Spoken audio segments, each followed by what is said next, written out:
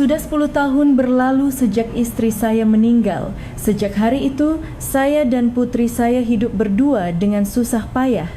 Namun hari ini di lobi apartemen tempat saya bekerja sebagai satpam, saya melihat isteri saya yang saya kira sudah meninggal. Ia berjalan melewati saya seolah-olah saya orang asing. Jam di lobi menunjukkan pukul 3 sore. Bambang yang berusia 62 tahun berdiri di depan pos satpam seperti biasa mengawasi keluar masuknya para penghuni. Setiap kali angin sore menyelinap masuk melalui pintu otomatis, seragam abu-abunya sedikit bergoyang. Sehelai daun kering terbang terbawa angin dan jatuh di lantai lobi. Bambang memungutnya dan membuangnya ke tempat sampah. Sudah 3 tahun ia bekerja di sini. Awalnya terasa canggung bekerja di apartemen tempat putrinya, Dewi, tinggal, tetapi sekarang ia sudah terbiasa. Setidaknya ia bisa melihat Dewi dari kejauhan dan dalam hatinya ia masih menyimpan harapan kalau Yanti, istrinya, muncul. Saat itulah terdengar suara langkah kaki yang familiar. Bambang mengangkat kepalanya dan seketika napasnya terasa sesak. Sosok wanita yang memasuki lobi dari belakang tampak begitu akrab. Sudut bahunya, kecepatan berjalannya, bahkan cara ia menyandang tasnya. Jantung Bambang mulai berdebar kencang. Dengan perasaan tak percaya, ia terus menatap wanita itu. Ketika wanita itu perlahan berbalik, tanpa sadar Bambang melangkah maju, itu Yanti. Jelas sekali itu Yanti. Meskipun 10 tahun telah berlalu, mana mungkin ia bisa melupakan wajah itu. Kerutannya memang sedikit lebih dalam, rambutnya lebih pendek, tetapi sorot mata dan garis bibirnya masih sama. Sesuatu yang panas membuncah dari dalam dada Bambang. Sayang, sebuah suara lirih keluar dari mulut Bambang. Namun Yanti tidak melihatnya. Atau lebih tepatnya ia melihat tetapi dengan tatapan orang asing. Pandangan yang dingin dan tak acuh itu melintas begitu saja. Bambang merasa seluruh tubuhnya membeku. Bagaimana mungkin Yanti tidak mengenalinya? Yanti melewatinya begitu saja seolah ia hanya seorang satpam yang tidak pernah ia kenal. Yanti berjalan menuju area kotak surat. Bambang ingin mengikutinya tetapi kakinya terasa terpaku di lantai. Apa jadinya jika ia, seorang satpam, tiba-tiba mendekati seorang penghuni? Tetapi jika ia melewatkan kesempatan ini, kapan lagi ia bisa bertemu dengannya? Yanti sedang mengambil beberapa surat dari kotak suratnya.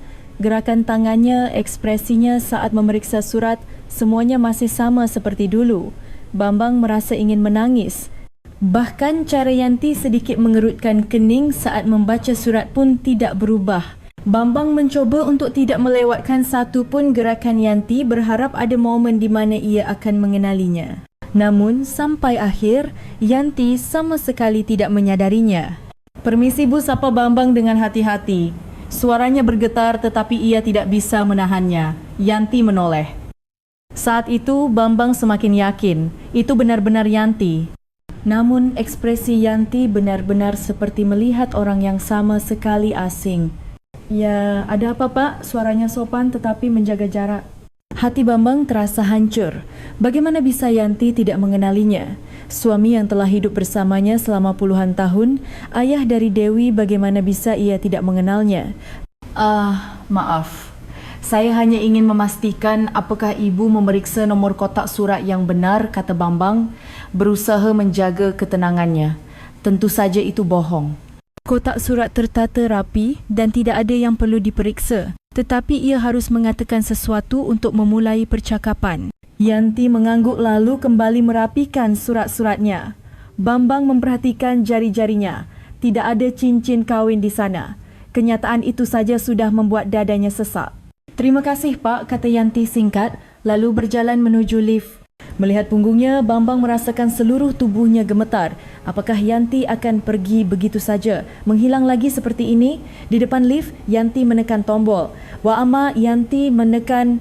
Bambang mencoba melihat ke lantai berapa ia pergi, tetapi terlalu jauh untuk dilihat. Sambil menunggu lift datang, Yanti berdiri diam dan Bambang terus memandangi profil wajahnya. Tiba-tiba Yanti menoleh dan menatap Bambang. Hanya sesaat tetapi di matanya melintas emosi yang rumit. Apakah itu kebingungan atau mungkin kegelisahan yang samar? Bambang mencoba menangkap tatapan itu tetapi Yanti segera memalingkan wajahnya.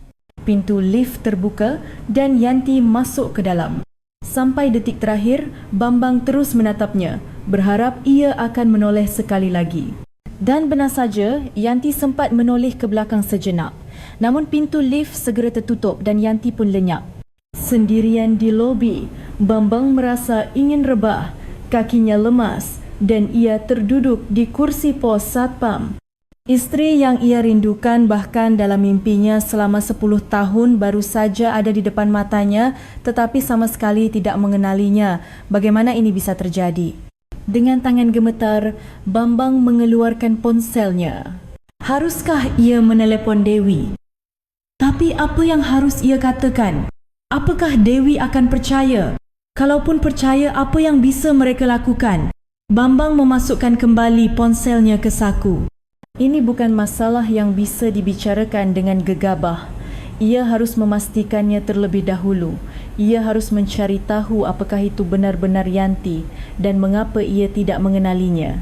Sinar matahari sore membentang panjang di lantai lobi. Bambang menatap sinar itu sambil menarik napas dalam-dalam. Itu pasti Yanti. Tapi mengapa ia tidak mengenalinya? Apa yang telah terjadi? Jam menunjukkan pukul 4. 1 jam telah berlalu, tetapi Bambang masih duduk di sana. Penghuni lain datang dan pergi, tetapi Bambang bahkan tidak bisa menyapa mereka dengan benar. Pikirannya dipenuhi oleh Yanti. Malam itu Bambang tidak bisa tidur. Berbaring di tempat tidur, bayangan Yanti terus muncul di benaknya. Itu pasti Yanti, tapi mengapa ia tidak mengenalinya? Bagaimana hal seperti ini mungkin terjadi? Baru menjelang fajar, Bambang mulai mencoba mengingat kembali masa lalu. Sebelum peristiwa mengerikan 10 tahun yang lalu, mereka adalah keluarga yang biasa dan bahagia. Bambang menjalankan sebuah toko material bangunan kecil dan Yanti mengurus rumah tangga sambil memberi les privat untuk anak-anak di rumah. Dewi adalah putri mereka yang tangguh, berusia 25 tahun. Namun, suatu hari, hal-hal aneh mulai terjadi. Orang-orang tak dikenal datang ke toko material Bambang dan mengancamnya. Mereka mendekatinya dengan tawaran pinjaman uang, tetapi kemudian menuntut bunga yang tidak masuk akal. Ketika Bambang menolak, mereka mengancam akan mengganggu keluarganya. "Mas, kita harus bagaimana?" tanya Yanti dengan wajah cemas. Bambang juga merasa putus asa. Ia sudah mencoba melapor ke polisi, tetapi mereka tidak menindaklanjuti dengan serius kerana kurangnya bukti. Situasi semakin memburuk. Orang-orang aneh terus mendatangi tokonya dan para pelanggan menjadi takut untuk datang. Akhirnya, Bambang terpaksa menutup tokonya. Lalu, suatu malam, Yanti sedang dalam perjalanan pulang dari supermarket. Di rumah, Bambang sedang makan malam bersama Dewi. "Bu, kok lama sekali pulangnya?" kata Dewi cemas. "Biasanya Yanti sudah pulang sebelum gelap." "Tunggu sebentar lagi, mungkin belanjaannya banyak," jawab Bambang, tetapi hatinya merasa tidak tenang. Dalam situasi seperti ini, ia khawatir Yanti sendirian di luar pada malam hari. Saat itu telefon berdering. Bambang segera mengangkatnya. "Halo? Apakah benar ini dengan Bapak Bambang? Kami dari UGD Rumah Sakit Harapan Bunda." Seketika kepala Bambang terasa kosong. Telepon dari rumah sakit bukanlah pertanda baik. "Isteri anda mengalami kecelakaan lalu lintas. Sekarang beliau ada di UGD, mohon segera datang." Bambang dan Dewi bergegas ke rumah sakit. Di UGD, Yanti terbaring tak sadarkan diri. Doktor mengatakan kepalanya terluka. Untungnya, nyawanya tidak terancam, tetapi tidak diketahui kapan ia akan sadar. "Bagaimana kecelakaannya bisa terjadi?" tanya Bambang pada seorang polisi. Menurut saksi mata, sebuah mobil sedan tiba-tiba melaju ke trotoar.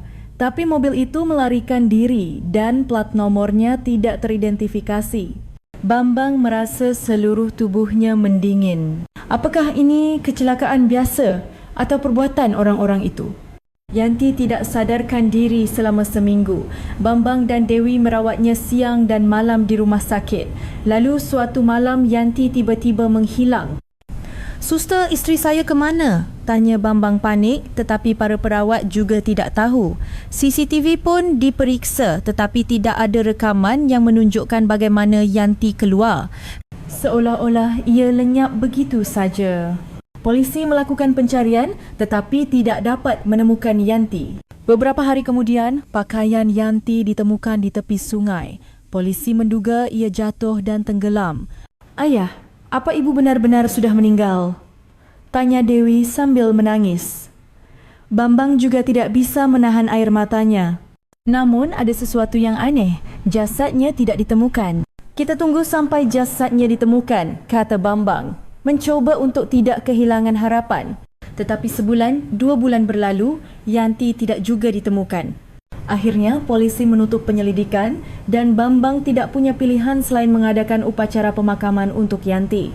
Sejak saat itu, 10 tahun telah berlalu. Bambang menutup total toko materialnya dan berganti-ganti pekerjaan. Dewi tidak menikah dan tinggal sendiri sambil bekerja. Keduanya tidak pernah bisa melupakan Yanti. 3 tahun yang lalu Dewi pindah ke apartemen ini. Saat itu Bambang mendengar ada lowongan pekerjaan sebagai satpam di apartemen ini. Ia melamar dengan pikiran bisa bekerja di dekat Dewi dan juga ada harapan seandainya Yanti masih hidup, suatu saat ia mungkin akan mencari Dewi. Namun selama 3 tahun hal itu tidak pernah terjadi. Bambang perlahan-lahan mulai pasrah. Ia berpikir bahawa Yanti benar-benar sudah tidak ada di dunia ini. Tetapi kemarin sore Yanti muncul, ia masih hidup. Namun ia sama sekali tidak mengenalinya. Bagaimana ini bisa terjadi? Bambang menatap keluar jendela. Fajar mulai menyingsing. Beberapa hari lagi adalah ulang tahun Dewi. Haruskah ia memberitahu Dewi bahawa ibunya masih hidup? Tetapi jika Yanti tidak mengingat mereka, bukankah itu hanya akan menjadi luka baru bagi Dewi? Bambang menghela napas panjang. Untuk saat ini ia harus mencari tahu sendiri apakah wanita itu benar-benar Yanti dan mengapa ia tidak mengingat mereka. Malam berikutnya Bambang menunggu jam pulangnya. Hari itu ia bisa pulang lebih awal. Sepanjang sore ia hanya memikirkan Yanti. Ia memutuskan harus memastikannya sekali lagi apakah itu benar-benar Yanti. Sekitar pukul 6 lewat, Yanti muncul. Waktu yang sama, pakaian yang sama seperti kemarin. Mantel hitam dengan tas kecil, jantung Bambang berdebar kencang. Kali ini ia tidak boleh membiarkannya pergi begitu saja. Ia harus memberanikan diri untuk berbicara. Melihat Yanti berjalan ke arah kotak surat, Bambang perlahan mendekat. Ia tidak ingin membuatnya kaget dengan mendekat terlalu cepat. "Selamat sore Bu," sapa Bambang dengan hati-hati. Yanti mengangkat kepalanya dan menatapnya. Tatapannya masih sama seperti kemarin, seperti melihat orang asing. "Ah, selamat sore." Suaranya sopan tapi dingin. Yanti hendak membuka kotak suratnya lagi. "Maaf, kalau boleh tahu, nama ibu siapa?" tanya Bambang dengan suara bergetar. Yanti berhenti sejenak dan menatapnya. Alisnya sedikit berkerut. "Kenapa Bapa menanyakan itu?" Nada bicaranya terdengar waspada. Bambang panik tetapi ia tidak bisa menyerah. "Maaf Bu, bukan apa-apa, hanya saja ibu sangat mirip dengan seseorang yang saya kenal." "Seseorang yang Anda kenal?" Ada perubahan tipis dalam suara Yanti. Kewaspadaan bercampur dengan sedikit rasa ingin tahu. "Iya, almarhumah isteri saya. Beliau meninggal kerana kecelakaan 10 tahun yang lalu," kata Bambang berusaha terdengar silami mungkin sambil mengamati reaksi Yanti. Yanti terdiam sejenak. Berbagai emosi melintas di wajahnya. Kebingungan, kegelisahan dan ketakutan yang entah mengapa muncul. "Tolong jangan katakan itu," suara Yanti bergetar. Tiba-tiba ia memegangi kepalanya dengan kedua tangan. "Anda tidak apa-apa?" Bambang bertanya cemas dan hendak mendekat, tetapi Yanti mundur selangkah. "Saya bukan orang itu, Anda salah lihat." Wajah Yanti memucat. Ia gemetar seolah melihat sesuatu yang menakutkan. Saat itu, sebuah gambaran buram melintas di benaknya. Terdengar suara pria asing. "Mereka membuangmu. Kamu hanya beban bagi mereka. Kamu adalah bahaya dan suami serta putrimu tidak pernah mencarimu. Mereka hidup baik-baik saja tanpamu." Yanti menggelengkan kepalanya. Mengapa pikiran-pikiran ini terus muncul? "Anda yakin tidak apa-apa?" tanya Bambang lagi. Kondisi Yanti tampak tidak biasa. "Saya harus pergi." Yanti buru-buru membuka kotak surat dan mengambil surat-suratnya. Tangannya gemetar hingga nyaris menjatuhkan surat-surat itu. Apa anda sakit? Perlu saya panggilkan ambulans? Atau... Tidak, saya baik-baik saja, teriak Yanti tiba-tiba. Seketika, beberapa orang lain di lobi menoleh ke arah mereka. Yanti semakin panik. Maaf, saya benar-benar harus pergi. Yanti bergegas menuju lift. Bambang ingin mengikutinya, tetapi sepertinya ia sudah cukup membuatnya terkejut. Melihat sosok Yanti yang menunggu lift, hatinya terasa sakit, pundaknya bergetar. Sepertinya ia mengingat sesuatu, tapi mengapa ia begitu ketakutan? Ketika pintu lift terbuka, Yanti menatap Bambang untuk terakhir kalinya. Matanya penuh dengan kebingungan dan ketakutan, dan di baliknya, sepertinya tersembunyi perasaan pilu yang mendalam. Pintu tertutup dan setelah Yanti menghilang, Bambang hanya bisa berdiri mematung. Jelas ada reaksi. Yanti pasti merasakan sesuatu. Tapi mengapa ia begitu ketakutan? Malam itu Bambang menelpon Dewi. Dewi, ini ayah. Ayah. Ada apa? Bolehkah ayah bicara sedikit tentang ibumu? Di seberang telepon, Dewi terdiam sejenak. Ayah, apa ayah memikirkan itu lagi? Ibu kan sudah meninggal. Bukan begitu. Bambang hendak melanjutkan tetapi berhenti. Semuanya belum pasti. Ia tidak boleh memberikan harapan palsu pada Dewi. Ayah hanya tiba-tiba rindu saja. Ayah pasti lelah sekali ya. Akhir pekan ini aku akan ke sana. Suara Dewi terdengar khawatir. Bambang merasa bersalah telah membuat putrinya cemas. Setelah menutup telepon, Bambang berpikir lagi. Mungkinkah Yanti bukan tidak mengenalinya, tetapi tidak ingin mengingatnya?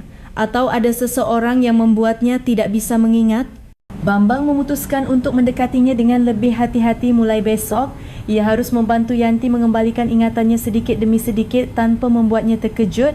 Cahaya bulan menyelinap masuk melalui jendela. Bambang menatap cahaya bulan sambil memikirkan Yanti. Ia pasti masih hidup. Dan ia mengingat sesuatu. Tetapi ada sesuatu yang menghalangi ingatan itu. Selama beberapa hari berikutnya, Bambang dengan hati-hati mengamati Yanti. Ia tidak berbicara langsung, hanya mengawasinya dari jauh. Ia harus memahami pola hidup Yanti tanpa membuatnya terkejut. Yanti keluar masuk apartemen pada waktu yang sama setiap hari. Ia pergi sekitar jam 10 pagi dan kembali sekitar jam 6 sore. Kadang-kadang ia membawa kantong belanjaan dari supermarket, di hari lain ia membawa kantong dari apotek. Yang paling menarik perhatian adalah pria yang tinggal bersamanya. Seorang pria berusia sekitar akhir 40-an tinggal di menara dan lantai yang sama dengan Yanti. Awalnya Bambang mengira pria itu adalah suami barunya, tetapi ada yang aneh. Pria itu terlihat jauh lebih muda dari Yanti. Dan di antara mereka tidak ada keintiman layaknya suami istri. Sebaliknya, Yanti tampak berhati-hati terhadap pria itu. Pada Khamis sore, Bambang sedang mengerjakan beberapa tugas administrasi di pos Satpam ketika ia melihat Yanti dan pria itu turun ke lobi bersama. Ibu, hari ini jadual ke rumah sakit kan? Biar saya antar, kata pria itu dengan sopan. Ia memanggilnya ibu tetapi terasa canggung. Tidak seperti anak kandung. Tidak usah, aku bisa pergi sendiri, jawab Yanti dengan suara pelan. Tatapan Yanti pada pria itu menunjukkan sedikit ketakutan. Tapi kan berbahaya kalau pergi sendirian. Kondisi ibu sedang tidak baik. Pria itu terus membujuk. Namun suaranya lebih terdengar seperti memaksa daripada ramah. Mendengar percakapan itu, Bambang merasakan keanehan. Jika dia benar-benar putranya, sikapnya terhadap ibunya pasti akan berbeda. Ini terlalu formal. Akhirnya Yanti pergi bersama pria itu. Bambang penasaran ke mana mereka pergi, tetapi ia tidak bisa mengikuti karena sedang bertugas. 2 jam kemudian, Yanti kembali sendirian. Wajahnya pucat dan langkahnya tidak stabil. Seolah-olah ia baru saja mengalami sesuatu yang mengejutkan. Bambang menjadi khawatir. Yanti tampak terhuyung-huyung saat menaiki tangga. Anda tidak apa-apa, Bu? Tanya Bambang hati-hati. Yanti mengangkat kepalanya dan menatapnya. Tatapannya berbeda dari beberapa hari yang lalu. Terlihat tidak terlalu waspada. Ya, saya tidak apa-apa. Yanti mengangguk, tetapi jelas ia tidak baik-baik saja. Kalau anda merasa sakit, saya bisa panggilkan ambulans. Tidak perlu. hanya sedikit pusing. Yanti memegang keningnya. Tiba-tiba ia terhuyung. Bambang dengan sigap menopang Yanti. Hati-hati. Ketika Yanti bersandar di lengan Bambang, mereka berdua terdiam sejenak. Ada perasaan yang familiar. Yanti sepertinya juga merasakannya. Ia menatap Bambang lekat-lekat. Aneh, gumam Yanti pelong. Apanya yang aneh? Tiap melihat bapa saya merasa nyaman. Kenapa ya? Jantung Bambang berdebar kencang. Yanti jelas merasakan sesuatu. Mungkin karena kita pernah bertemu sebelumnya? Kata Bambang hati-hati. Dulu, Yanti mengulangi kata itu. Tiba-tiba ia memegangi kepalanya. Tidak, saya tidak mau mengingat masa lalu. Suara Yanti bergetar. Ia tampak kesakitan. Anda tidak apa-apa, sebaiknya Anda benar-benar ke rumah sakit. Sudah saya bilang tidak apa-apa, teriak Yanti tiba-tiba. Ia melepaskan diri dari Bambang. Maaf, saya harus naik. Yanti bergegas menuju lift. Melihat punggungnya, hati Bambang terasa sakit. Yanti jelas merasakan sesuatu, tapi mengapa ia begitu menolaknya? Malam itu, Bambang berjalan-jalan di sekitar apartemen. Siapa tahu ada informasi lebih lanjut tentang Yanti. Ia mencoba berbicara dengan seorang ibu yang bekerja di warung terdekat. Oh, ibu yang tinggal di unit 1505 itu yang tinggal sama anaknya? Ya, betul. Mereka keluarga yang aneh. Anaknya itu terlalu mengontrol ibunya. Selalu mau pergi bersama dan sepertinya tidak suka kalau ibunya keluar sendirian. Bambang bertanya lebih lanjut, sudah berapa lama mereka tinggal di sini? Sekitar 3 tahunan. Waktu pertama kali pindah juga sudah aneh. Ibunya kelihatannya sakit parah. Anaknya bilang ibunya sering lupa ingatan.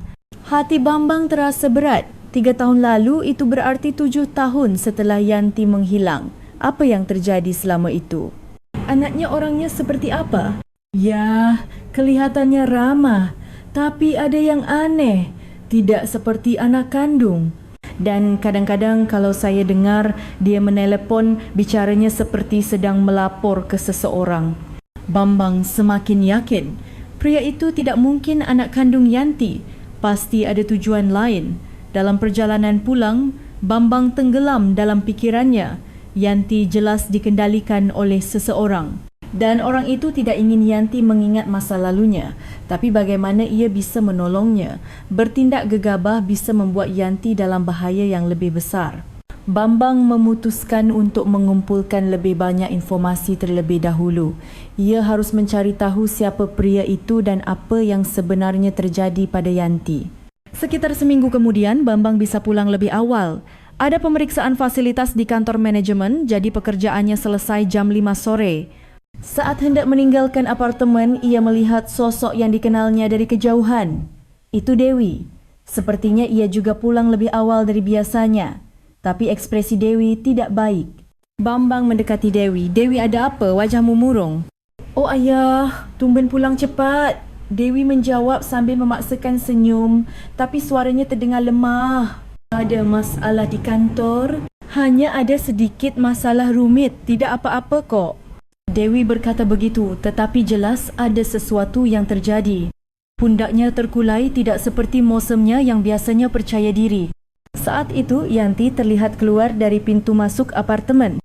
Sepertinya ia keluar lebih awal dari biasanya. Yanti berjalan ke arah Dewi lalu tiba-tiba berhenti.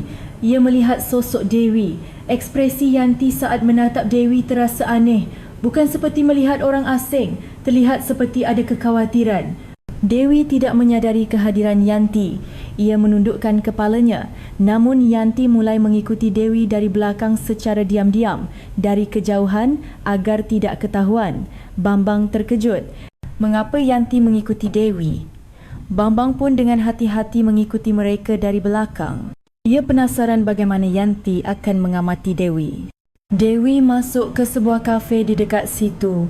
Ia duduk sendirian, memesan kopi dan tenggelam dalam pikirannya. Ia tampak sangat sedih. Yanti mengamati Dewi dari luar jendela kafe. Wajahnya penuh dengan kekhawatiran dan simpati, seperti seorang ibu yang mengkhawatirkan anaknya. Beberapa saat kemudian Dewi menerima telepon. Setelah berbicara dengan seseorang, wajahnya semakin murung. Ia bahkan terlihat menyeka air matanya. Saat itulah Yanti bergerak. Ia masuk ke dalam kafe. Bambang semakin terkejut. Apakah Yanti akan mendekati Dewi secara langsung? Yanti memesan secangkir teh hangat di kasir. Lalu ia berjalan ke meja di dekat tempat Dewi duduk.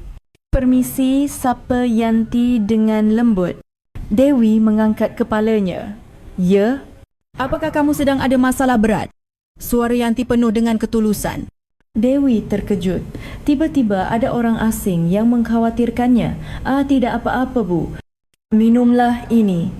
Teh hangat. Yanti meletakkan cangkir teh di depan Dewi. Dewi semakin bingung. "Maaf, Bu, kenapa memberikan ini pada saya?" "Hanya saja kamu terlihat sangat sedih. Melihat anak muda sendirian seperti ini, hati saya jadi ikut sakit." Suara Yanti bergetar. Ia sendiri sepertinya tidak mengerti mengapa ia melakukan itu. Dewi menatap Yanti lebih dekat. Rasanya ada sesuatu yang familiar. "Apakah kita pernah bertemu sebelumnya?" "Tidak, saya baru pertama kali melihatmu." Yanti berhenti sejenak. Melihat Dewi, hatinya terasa sesak. Ia tidak tahu mengapa, tetapi ia merasa ingin melindungi gadis muda ini. "Tapi melihatmu, saya jadi teringat seseorang yang pernah saya kenal," kata Yanti pelan. Dewi semakin tertarik. "Siapa orang itu?" "Saya tidak ingat betul. Tapi dia orang yang baik dan cantik sepertimu." Mata Yanti berkaca-kaca. Tanpa sadar, emosinya meluap. Dewi juga merasakan sesuatu yang aneh. Melihat ibu ini, hatinya terasa hangat dan terhibur. "Terima kasih. Saya memang sedang ada masalah berat, tapi berkat ibu, saya merasa sedikit lebih baik." "Syukurlah. Kalau tidak keberatan, coba ceritakan masalahmu. Mungkin saya bisa membantu." Yanti menawarkan dengan hati-hati. Dewi ragu sejenak lalu mulai bercerita. "Di kantor saya dituduh melakukan sesuatu yang tidak saya lakukan. Mereka menyalahkan saya atas kesalahan yang bukan saya buat. Tidak ada bukti, tapi mereka terus menekan saya." Suara Dewi bergetar. Mendengar itu, hati Yanti terasa sakit. "Seharusnya tidak boleh begitu. Apa tidak ada yang bisa membantumu? Keluarga saya hanya ayah, tapi saya tidak mau membuat ayah khawatir." Mendengar kata-kata itu, hati Yanti terenyuh. Ia tidak tahu mengapa, tetapi ia sangat ingin memeluk gadis ini. "Ayahmu pasti sangat menyayangimu. Ini bukan soal membuat khawatir, tapi menyelesaikan masalah bersama."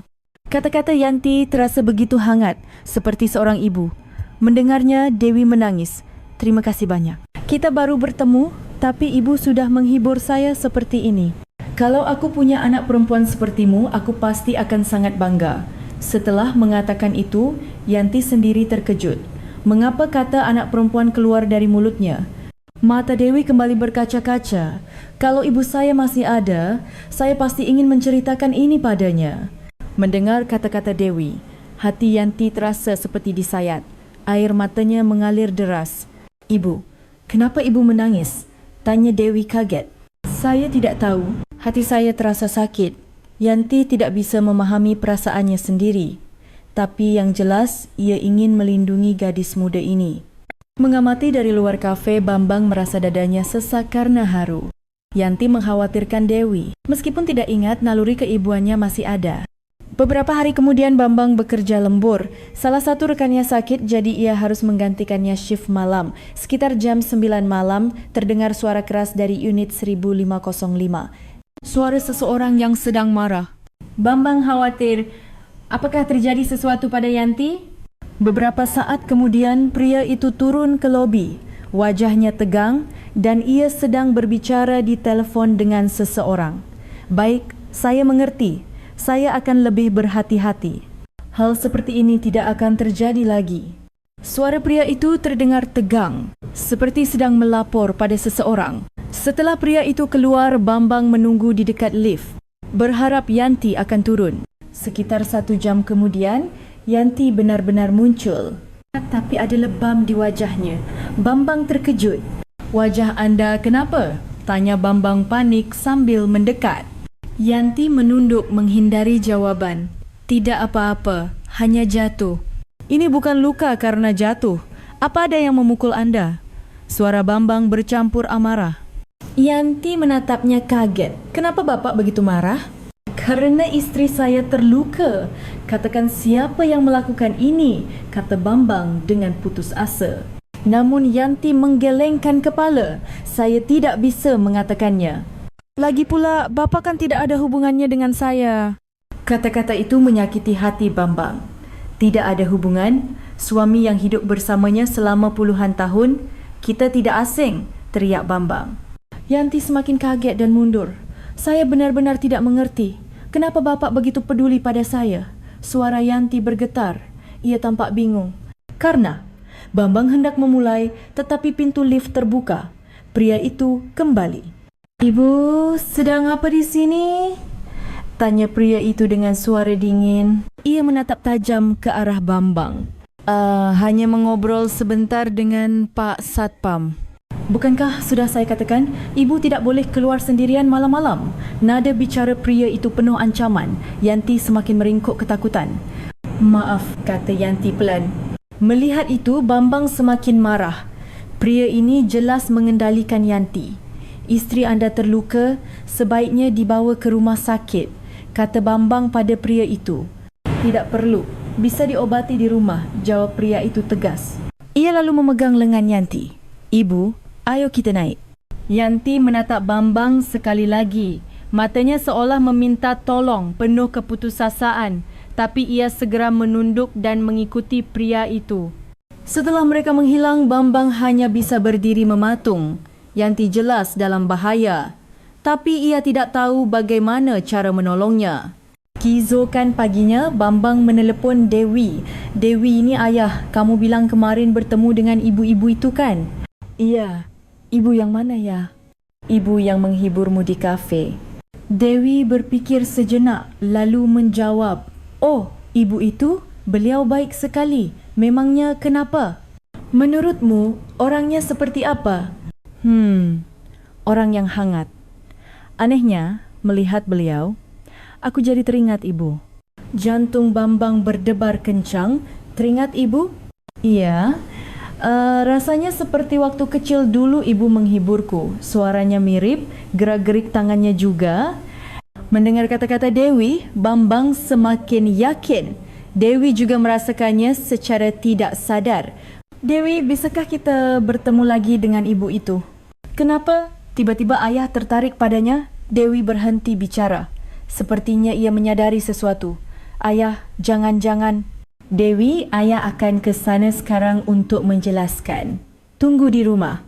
Bambang buru-buru menutup telefon. 1 jam kemudian, Bambang tiba di rumah Dewi. Dewi sudah menunggunya dengan ekspresi serius. Ayah, apa benar ibu itu? Ya, itu ibumu, kata Bambang pelan. Mata Dewi berkaca-kaca. Yadi, ibu masih hidup? Ya, tapi dia tidak mengingat kita dan ada seseorang yang mengendalikannya. Bambang menceritakan semua yang terjadi pada Dewi. Dewi terkejut tetapi sekaligus bahagia. Kalau begitu kita harus menyelamatkan ibu. Tapi kita harus hati-hati. Bergerak gegabah bisa membuat ibumu dalam bahaya yang lebih besar. Saat itu ponsel Bambang berdering. Telepon dari kantor manajemen. Pak Bambang, gawat, ada laporan dari unit 1505. Katanya ada satpam yang mengganggu penghuni. Bambang terkejut. Pria itu melaporkannya. Sekarang polisi sedang dalam perjalanan ke sini. Bagaimana ini? Bambang menatap Dewi. Waktu mereka tidak banyak. Mereka harus membuat keputusan. Dewi, sekarang kita benar-benar harus menyelamatkan ibumu. Memasuki akhir pekan, Bambang harus segera menyusun rencana. Pemeriksaan polisi dijadwalkan hari Senin. Sebelum itu, ia harus menemukan bukti yang kuat tentang Yanti. Bambang dan Dewi memutuskan untuk mengunjungi tempat-tempat yang sering didatangi Yanti, berharap menemukan seseorang yang mengenalnya. Ibu-ibu di warung dekat apartemen memberikan satu informasi penting. Oh, temannya ibu itu kadang-kadang datang ke sini. Namanya Bu Ratna. Dia suka menanyakan kabar ibunya. Bambang terkejut. Ratna, itu adalah sahabat karib Yanti. Kapan biasanya beliau datang? Biasanya hari Sabtu sore. Sepertinya hari ini juga akan datang. Bambang dan Dewi menunggu di dekat warung. Sekitar 1 jam kemudian, Ratna benar-benar muncul. Melihat sosok Ratna setelah 10 tahun, hati Bambang terasa haru. "Bu Ratna," panggil Bambang. Ratna terkejut dan menoleh. "Loh Bambang, kok kamu di sini?" Wajah Ratna menunjukkan keterkejutan dan emosi yang rumit. "Bu Ratna, saya perlu bicara tentang Yanti," kata Bambang serius.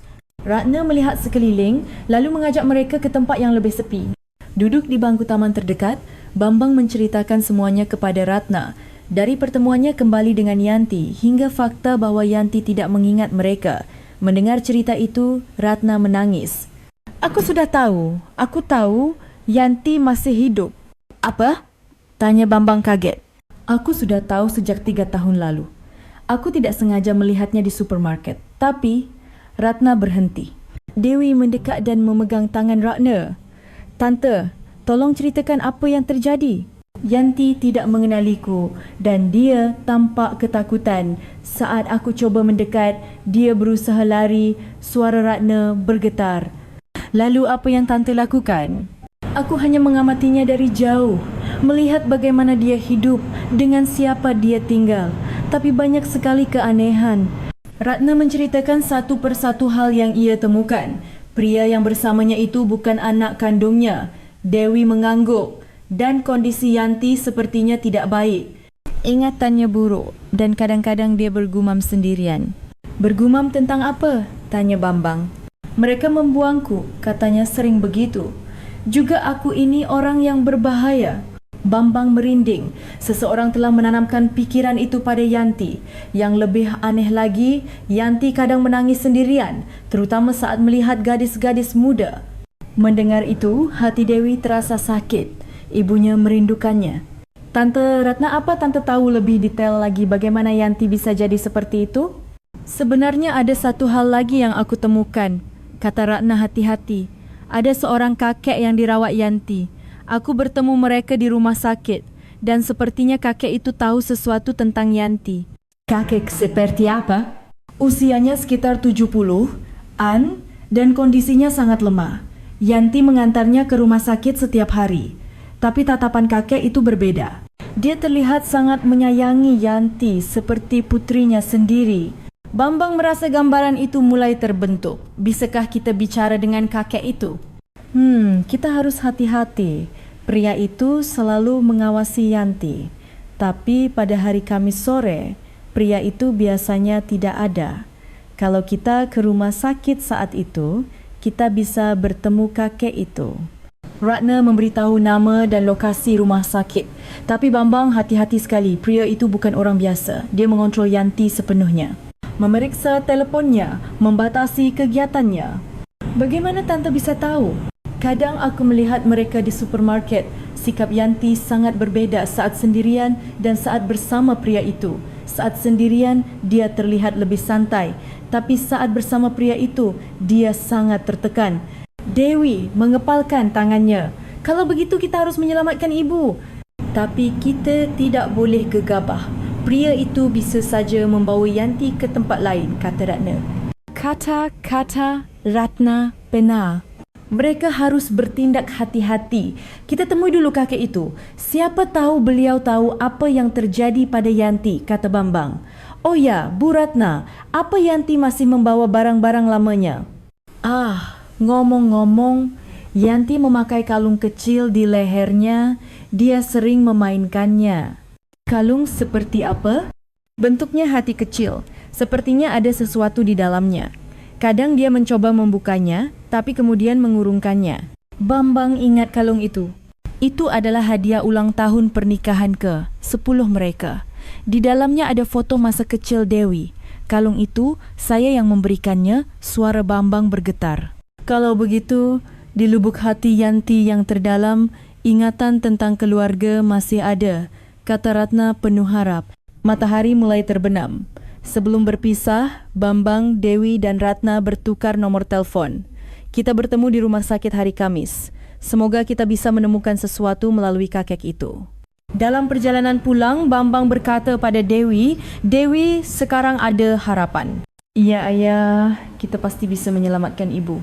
Pada Khamis sore, Bambang dan Dewi menuju rumah sakit yang diberitahukan Ratna. Jantung mereka berdebar kencang, tetapi mereka merasa ini mungkin kesempatan terakhir untuk mengetahui kebenaran. Mereka bertemu Ratna di lobi rumah sakit. Wajah Ratna tampak tegang. Kita harus sangat hati-hati. Pria itu bisa muncul kapan saja, kata Ratna sambil melihat sekeliling. Di mana kakek itu? Tanya Dewi. Di bangsal penyakit dalam lantai 3, namanya Pak Hartono. Yanti hampir setiap hari datang merawatnya. Mereka bertiga diam-diam naik ke lantai 3. Bangsal penyakit dalam tampak sepi, para perawat sibuk berlalu lalang. Itu dia, Ratna menunjuk ke salah satu kamar. Di ranjang dekat jendela, seorang kakek tua terbaring.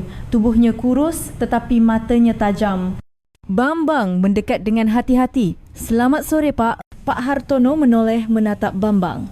Seketika matanya membelalak. Loh, apakah anda ini? Suara kakek itu bergetar. Sepertinya ia mengenali sesuatu. Iya, Pak. Saya Bambang, suami dari Yanti, kata Bambang hati-hati. Mata kakek itu berkaca-kaca. Oh, jadi benar. Anda orangnya. Kakek itu berusaha bangkit. Bambang segera menopangnya.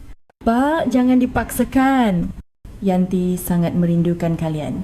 Setiap hari ia menangis. Mendengar kata-kata kakek itu, mata Dewi juga berkaca-kaca. Pak, apa yang sebenarnya terjadi pada Yanti? Tanya Bambang dengan sungguh-sungguh.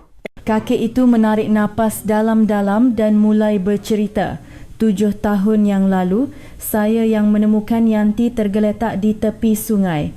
Kepalanya terluka parah dan berdarah banyak. Bagaimana kondisi Yanti saat itu? Dia sadar tapi sama sekali tidak ingat apa-apa. Namanya sendiri, dari mana asalnya dia tidak tahu. Jadi saya membawanya ke rumah sakit. Dewi menyela. Lalu pria itu kapan muncul? Pria itu muncul setelah Yanti mulai pulih. Dia mengaku sebagai anak Yanti. Tapi ada yang aneh, suara kakek itu bercampur amarah. Aneh bagaimana? Setiap kali melihat pria itu, Yanti ketakutan. Dia menjadi orang yang sama sekali berbeda saat pria itu datang. Dan kadang saat sendirian dia menggumamkan kata-kata aneh. Kata-kata apa? Sepertinya aku sudah melakukan hal yang buruk. Keluarga membuangku karena kesalahanku. Kata-kata seperti itu, seolah-olah ada yang menanamkan pikiran itu padanya. Bambang mengepalkan tangannya. Pria itu telah mencuci otak Yanti. Pak, apa Yanti pernah membicarakan keluarga? Pernah. Kadang dalam mimpinya dia menangis sambil memanggil nama putrinya. Dewi, Dewi, katanya. Dewi mulai terisak dan dia juga memimpikan suaminya. Mas, maafkan aku, katanya sambil mengigau. Dia pasti masih ingat, jauh di dalam hatinya. Lalu kenapa dia tidak mengenali kami? Pria itu terus-menerus menanamkan sesuatu.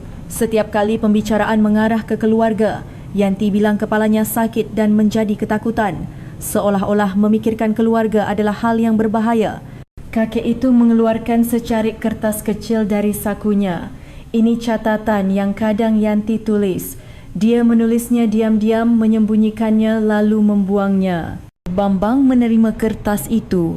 Dengan tulisan gemetar tertulis, Dewi, maafkan ibu. Ibu yang jahat telah membuatmu susah, membuatmu susah, membuatmu susah. Melihat tulisan itu, Dewi menangis tersedu-sedu. Ini tulisan ibu. Dan ini juga, kakek itu memberikan kertas lain. Mas, maafkan aku. Aku orang yang berbahaya karena aku kalian menderita. Bambang juga tidak bisa menahan air matanya. Ia bisa merasakan betapa Yanti menyalahkan dirinya sendiri selama ini. Pak, kami ingin membawa Yanti pulang. Kalian harus hati-hati. Pria itu mengontrol Yanti sepenuhnya. Dan sepertinya di belakangnya ada organisasi yang lebih besar.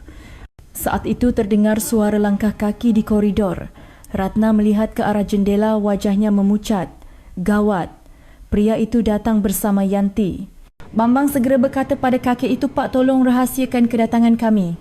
Tentu saja, saya titip Yanti pada kalian.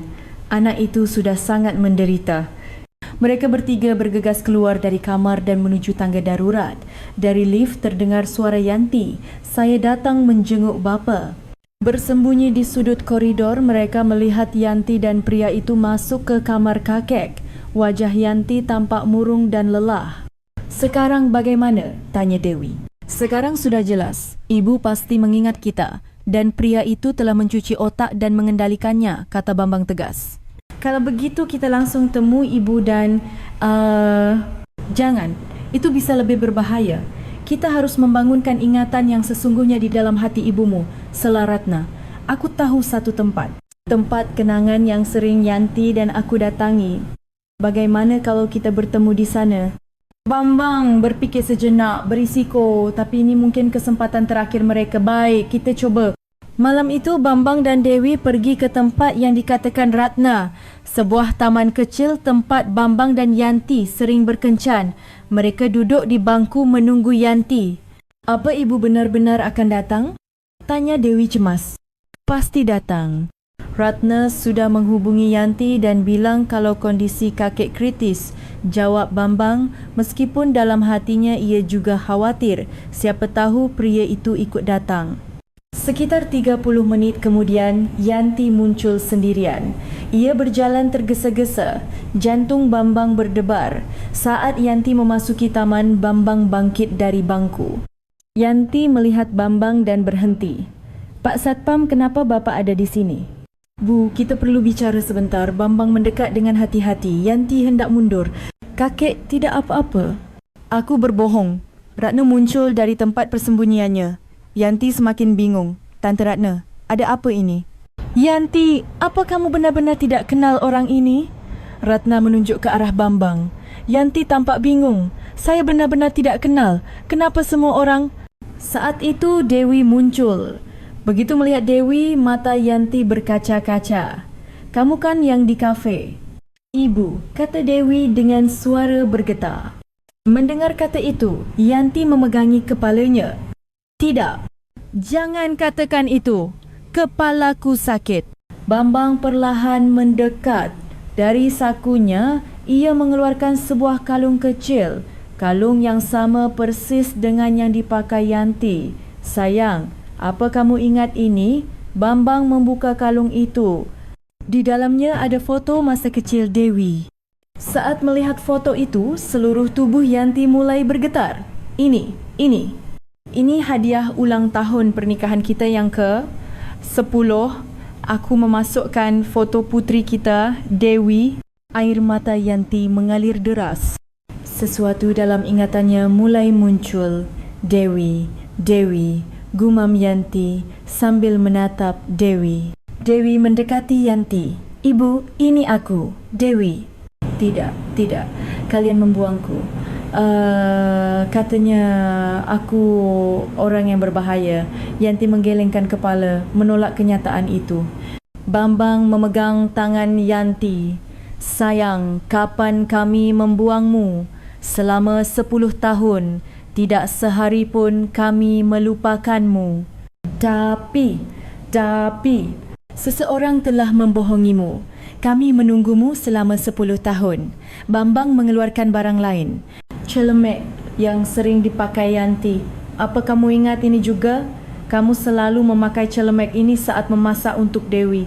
Saat Yanti menyentuh celemek itu, tiba-tiba sesuatu muncul di benaknya. Gambaran Dewi kecil yang berkata, "Ibu lapar." Gambaran dirinya sendiri memakai celemek itu dan memasak di dapur.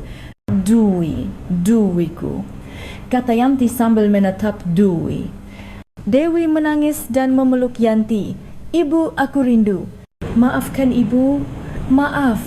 Ibu meninggalkanmu. Bukan salah ibu." Bambang ikut mendekat dan memeluk Yanti. Pertemuan kembali setelah 10 tahun. "Sayang, aku sangat merindukanmu." Mas Bambang." Yanti menangis sambil memanggil nama suaminya. Perlahan ingatannya kembali. Saat itu, dari kejauhan terdengar suara langkah kaki yang tergesa-gesa. Pria itu muncul. "Ibu, di mana Anda?" teriak pria itu sambil memasuki taman.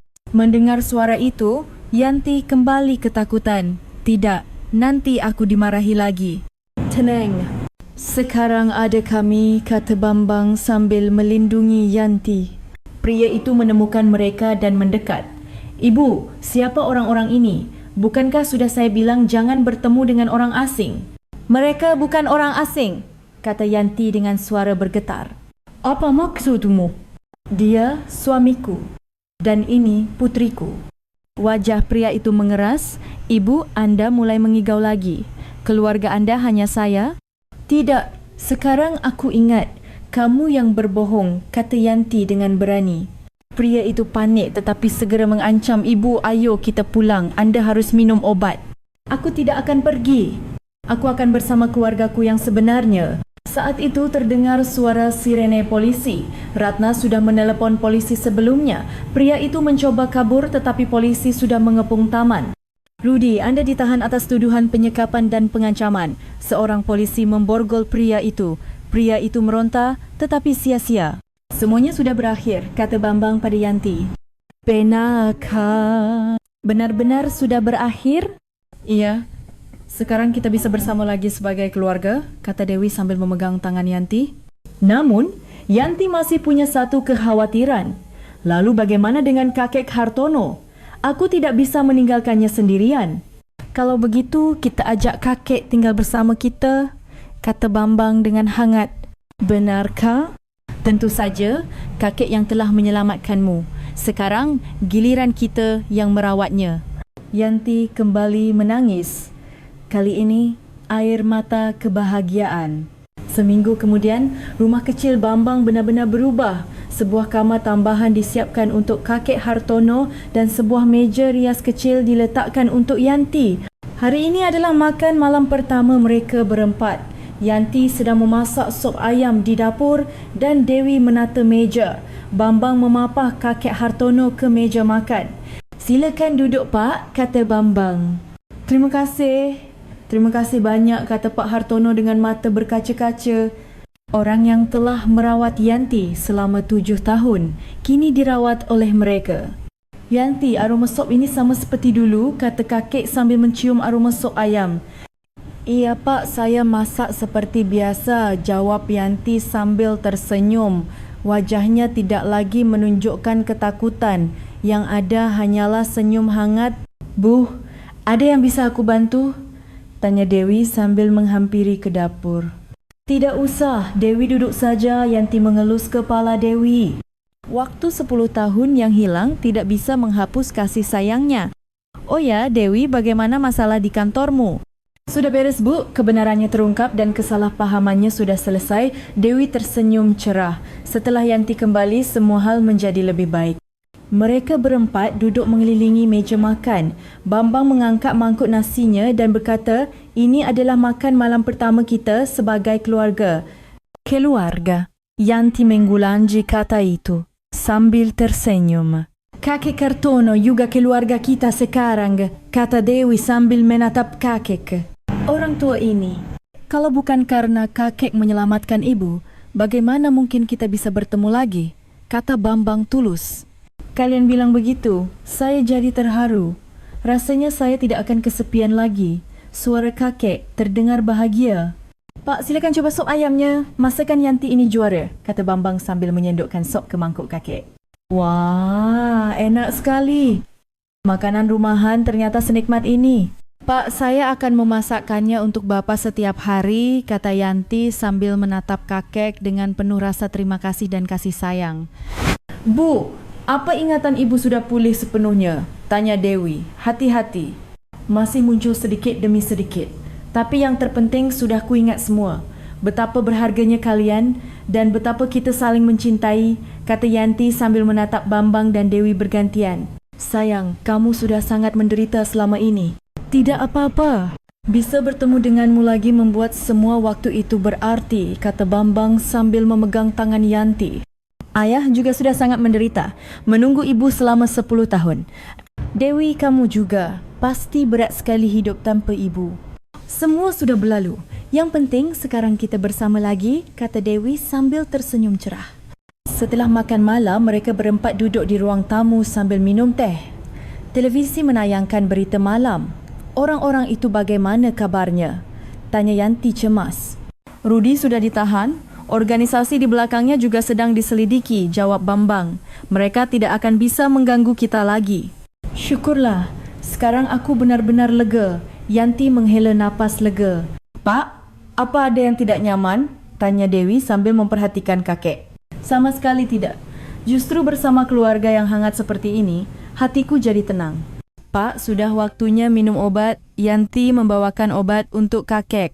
Yanti, terima kasih. Kamu benar-benar seperti anak perempuanku. Justru saya yang berterima kasih pada Bapa. Kalau bukan karena Bapa, Yanti tidak bisa melanjutkan kata-katanya. Tanpa kakek, kebahagiaan saat ini tidak akan ada. Waktu semakin larut, kakek Hartono masuk ke kamar lebih dulu. Yanti mengantarnya, lalu kembali. Sudah tidur? Tanya Bambang. Iya, kelihatannya nyenyak sekali. Sepertinya sudah lama beliau tidak bisa tidur setenang ini. Di ruang tamu hanya tersisa Bambang, Yanti, dan Dewi. Momen keluarga yang sesungguhnya setelah 10 tahun. Bu, ini benar-benar seperti mimpi, kata Dewi sambil bersandar pada Yanti. Aku juga merasa begitu. Bagaimana hal seperti ini bisa terjadi? Semuanya seperti keajaiban, kita bisa bertemu lagi, bisa bertemu kakek Hartono juga, kata Bambang penuh haru. Di luar jendela, terlihat lampu-lampu hangat dari rumah-rumah lain. Di rumah-rumah itu, keluarga lain juga sedang menghabiskan waktu bersama. Apa kita benar-benar bisa hidup bahagia sekarang? Tanya Yanti hati-hati. Tentu saja, karena kita bersama, kata Bambang sambil memeluk Yanti dan Dewi. Rumah itu kecil, tetapi penuh dengan cinta. Kebahagiaan sejati yang ditemukan setelah 10 tahun penantian.